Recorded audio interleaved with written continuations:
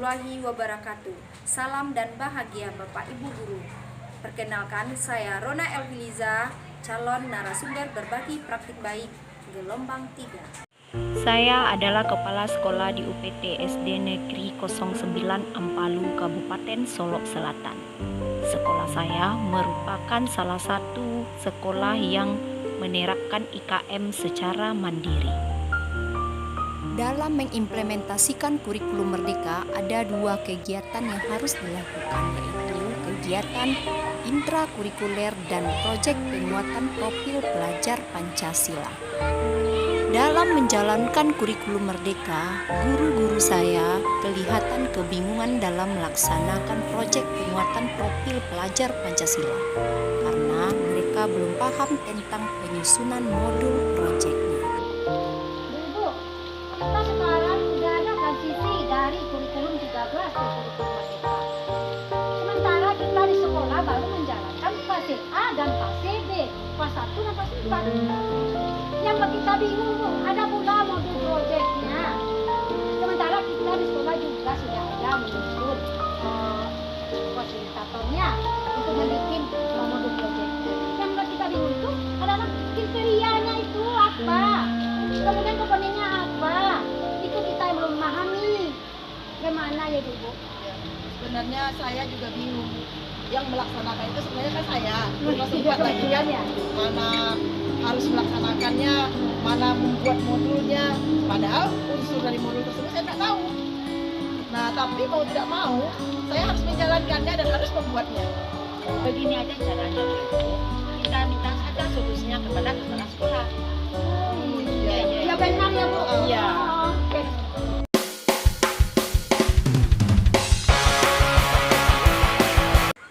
Pada kesempatan kali ini, saya akan berbagi praktik baik tentang penyusunan modul proyek penguatan profil pelajar Pancasila. Modul proyek berisikan tujuan, langkah, media pembelajaran, dan asesmen yang dibutuhkan untuk melaksanakan proyek penguatan profil pelajar Pancasila. Modul proyek dirancang sesuai dengan fase atau perkembangan murid kita, serta dikembangkan berdasarkan dimensi, elemen, dan subelemen profil pelajar Pancasila. Tujuan dari modul proyek adalah sebagai pendukung bagi guru untuk melaksanakan profil pelajar Pancasila.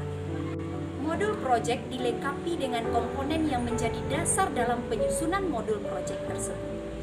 Ada 4 komponen utama yang terdapat dalam penyusunan modul proyek. Yang pertama ada profil modul, tujuan, aktivitas modul, kemudian asesmen yang digunakan dalam modul proyek tersebut. Pada dasarnya, guru atau tim fasilitator memiliki kebebasan dalam mengembangkan modul proyek disesuaikan dengan kebutuhan peserta didik dan kondisi satuan pendidikan masing-masing. Modul proyek dapat diperkaya dengan menambahkan komponen-komponen seperti berikut. 1. Deskripsi singkat tentang modul proyek. 2. Pertanyaan pembantik yang digunakan untuk memancing diskusi atau minat peserta didik. Kemudian ada alat, bahan, media pembelajaran, serta referensi pendukung yang digunakan untuk menyusun modul proyek. Dalam pelaksanaannya, guru boleh membuat modul sendiri atau memodifikasi modul yang sudah ada, disesuaikan dengan kebutuhan peserta didik dan karakteristik lingkungan sekolah masing-masing. Tujuan dalam penyusunan modul proyek harus disesuaikan dengan kebutuhan peserta didik, kurikulum, serta profil pelajar Pancasila. Selain itu, kontekstual budaya dan lingkungan harus menjadi pertimbangan dalam penyusunan modul proyek.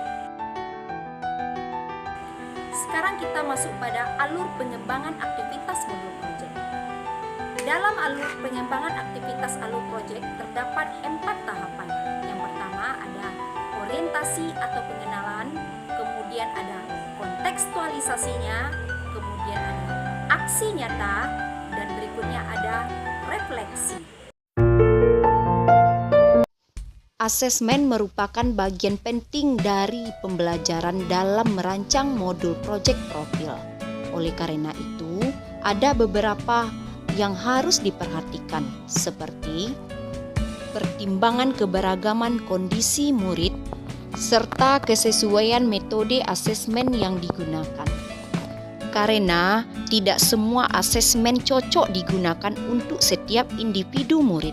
Berikut ada beberapa pertanyaan yang bisa digunakan untuk membantu dalam menyusun asesmen.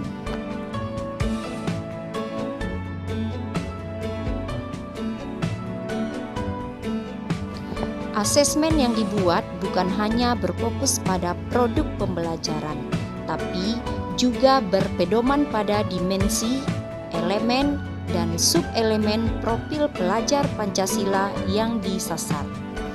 Indikator pada sub-elemen berguna untuk mengetahui pencapaian tujuan proyek. Jenis asesmen dapat digunakan berupa rubrik, daftar checklist, jurnal refleksi, dan foto. Selamat berprojek!